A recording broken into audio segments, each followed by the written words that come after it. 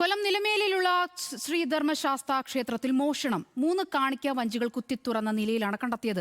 എന്നാൽ ഈ കവർച്ച നടത്തിയ കള്ളൻ ഉടൻ പിടിയിലാകുമെന്ന സൂചനയാണ് ചടയമംഗലം പോലീസ് നൽകുന്നത്.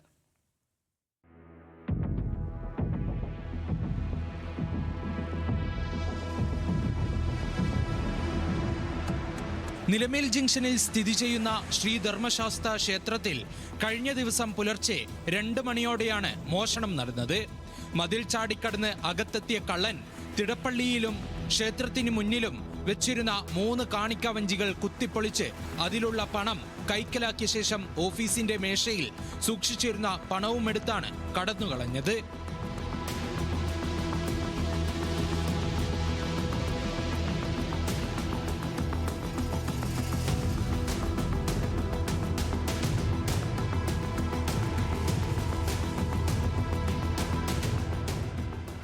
രാവിലെ ക്ഷേത്രത്തിലെത്തിയ ജീവനക്കാരനാണ് മോഷണ വിവരം അറിയുന്നത്. ഉടൻ തന്നെ വിവരം ചടയമംഗലം പോലീസിനെ അറിയിച്ചു. പോലീസ് ക്ഷേത്രത്തിലെത്തി CCTV ദൃശ്യങ്ങൾ ശേഖരിച്ചു.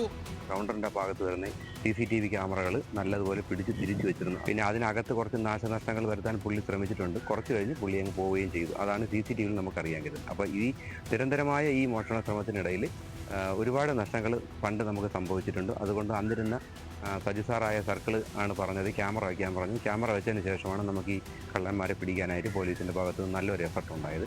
അടുത്ത ദിവസങ്ങളിൽ ജയിലിൽ നിന്നിറങ്ങിയ കുപ്രസിദ്ധ മോഷ്ടാവാണ് ക്ഷേത്രത്തിൽ കയറിയതെന്ന സൂചന ഇതിനകം ചടയമംഗലം പോലീസിന് ലഭിച്ചിട്ടുണ്ട്. ക്ഷേത്രങ്ങളിൽ നടക്കുന്ന തുടർച്ചയായ മോഷണം ഭക്തജനങ്ങളെയും ക്ഷേത്ര ഭാരവാഹികളെയും ആശങ്കയിലാക്കിയിട്ടുണ്ട്.